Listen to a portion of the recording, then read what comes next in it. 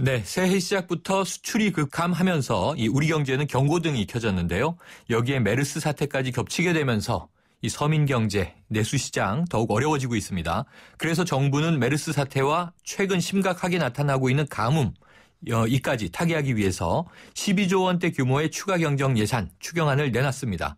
여기에 오늘은 투자 활성화 대책도 나왔습니다. 과연 우리 경제에 어떤 효과를 가져올 수 있을지 김진표 전 경제부총리와 진단해 보겠습니다. 안녕하세요.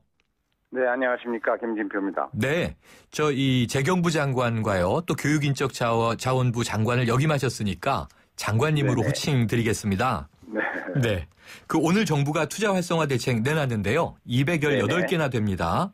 추가 네. 경정 예산 추경 포함해서 22조 원대의 재정 보강 대책 내놓은 지 일주일 만에 또다시 대규모 대책을 내놓을 정도로 우리 경제가 심각한 위기다, 이렇게 봐야 할까 싶은데요. 김 장관님, 우리 경제 상황 어떻게 진단하고 계십니까?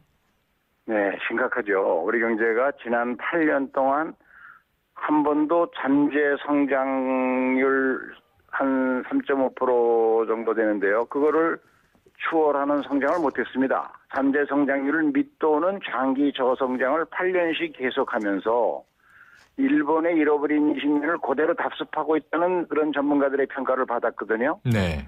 이대로 내버려두면 일본은 20년을 버틸 수 있었지만 우리에게는 그런 경제적 체력이 없기 때문에 네. 잘못하면 우리 경제 추락한다. 이런 위기의식을 느껴서 MB정부에서 지금과 비슷한 규모의 경제 활성화 대책을 제가 알기로 15번이 훨씬 넘고요. 18번인가 되고 박근혜 정부에서도 이미 10번이 넘는 정책을 계속 발표하는데 제가 보기에는 모두 똑같이 수출 대기업 중심의 투자 촉진 정책과 부동산 경기 부양 정책을 초점을 맞춰놓고 있어요. 네.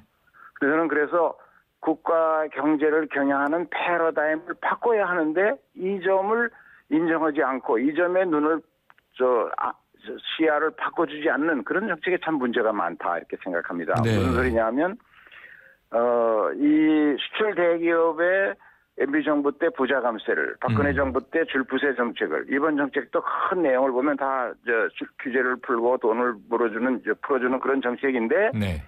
그렇게 해서 수출 대기업들은, 재벌들은 이익이 엄청나게 늘어났지만 투자는 막상 안 늘어나거든요, 지금까지. 네. 그래서 이것을 늘리려면은 이 정책도 해야죠. 그러나 그거 못지않게 중요한 것은 가계소득을 증대하는 정책이 보완되어야 합니다. 네. 왜냐하면 이 수출 대기업을 촉진하는 이런 정책들은 부작용이 뭐냐 하면 가계부채가 늘어나고요. 네. 그리고 재정 적자가 늘어나거든요. 네. 그것을 보완하면서 가계소득을 늘려줘야만 소비가 늘어나가지고 그래야 대기업들이 투자를 하게 되거든요. 네. 지금 우리 경제 가장 큰 문제는 소비가 줄어드는 데다가 메르스 사태로 관광객 수요가 확 줄어들어갖고 관광 수요까지 주니까 우리 경제가 지금 한국은행이 오늘 발표한 것처럼 2%대 성장이 불가피하다는 진단이 나오는 거 아닙니까? 네. 그렇죠. 이런 상황에서 아쉬운 것은 백화점식으로 나열해서 지금까지 발표한 것까지 망라해갖고 218개 대책 투자 촉진 정책 발표하는 것도 물론 필요하겠죠. 네. 그러나 그것보다도 큰 흐름으로 이제 정부가 경제정책의 방향을 바꾸겠다. 그래서 가계소득을 늘려주는 정책과 함께 가겠다. 이렇게 좀 큰 흐름을 국민들에게 주고 경제가 이렇게 바뀌는구나 하는 메시지를 줘야 되는데 그 점이 아쉽습니다. 그렇군요. 굉장히 지금 거시적으로 진단을 해 주셨어요. 그렇습니다. 메르스 네. 대책이나 가뭄 대책, 이 단건의 문제가 아니라 백화점식으로 나열해서는 안 된다. 지금 구조적인 문제는 너무 대기업 중심이고 부동산 중심이다라고 말씀 주셨고요. 패러다임과 메시지를 바꿔야 한다, 이렇게 말씀을 주셨지 않습니까? 네네. 네. 구체적으로 한 가지 말씀드려 보면요. 아까 관광 말씀 주셨는데 이 오늘 투자 활성화 대책 가운데 절반 가까이는 관광 활성화에 집중돼 있습니다. 네네. 지금 우리 경제에서 관광이 차지하는 비중은 어느 정도라고 보세요?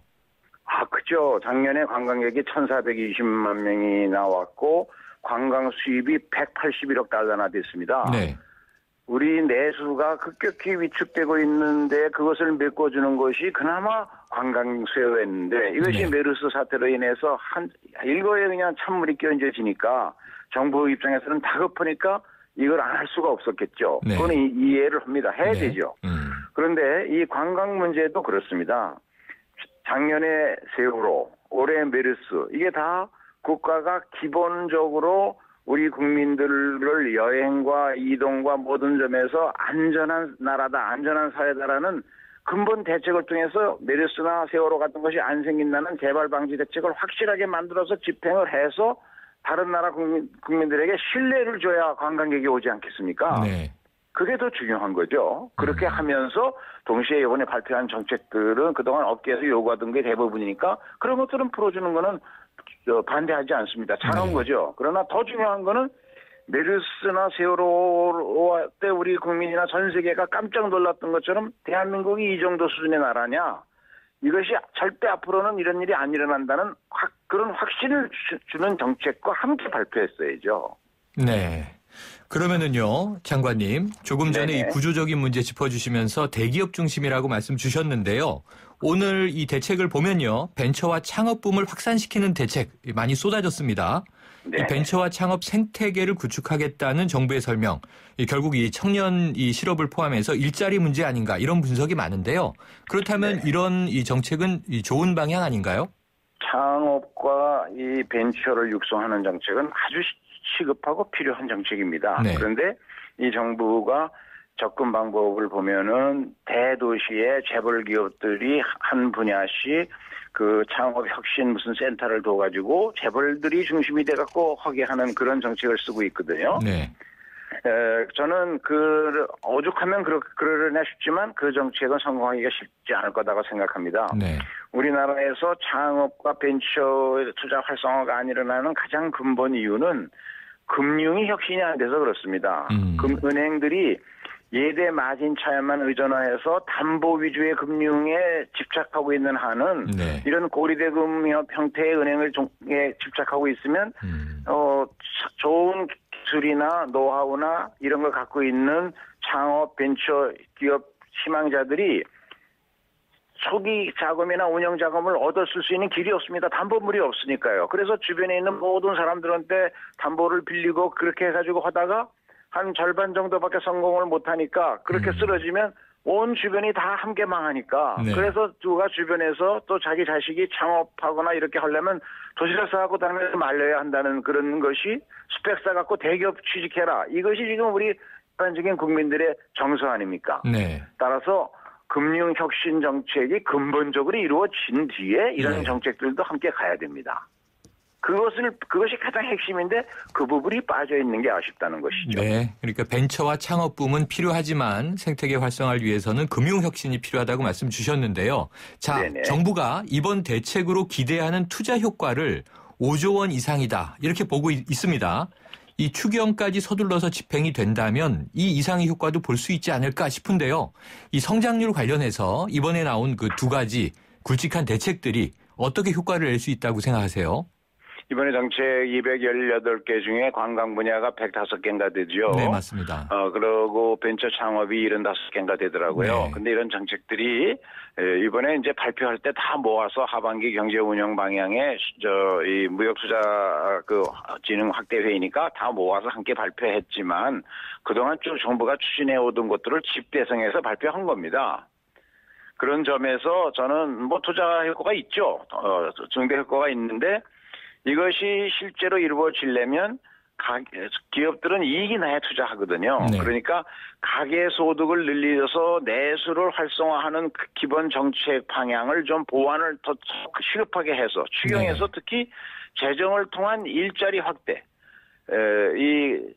사회 보육과 교육과 이 복지 분야의 도우미들을 재정으로 한 달에 100만 원씩 150만 원 그 범위 내에서 일자리를 만들어서 매수 시장을 확충하는 그리고 전통 시장을 육성하는 네. 자영업을 육성하는 이런 정책들이 기본적으로 깔려져야만 오늘 발표한 정책들도 함께 효과가 날 것입니다. 네. 그래서 네. 이번 국회에서 추경을 심의할 때 그런 일자리를 재정을 통해서 많이 만들어내는 일들이 단기간에 효과를 거둘 수가 있고요. 오늘 발표한 정책들은 상당수가 규제 완화에 주점을 두고 있는데 이런 정책들은 그 효과가 조금 중기 장기적으로 나타날 겁니다. 네, 장관님 지금 말씀하신 대로 좀 소득 주도로 가기 위해서 그러니까 구체적으로는 가계소득 증대를 위해서 어떤 구체적인 방향을 좀 우리가 생각해야 할지 정말 우리 경제를 걱정하는 마음으로 또 그리고 이제 지난밤에는 최저임금 결정되지 않았습니까? 네네. 6,030원이 됐는데요.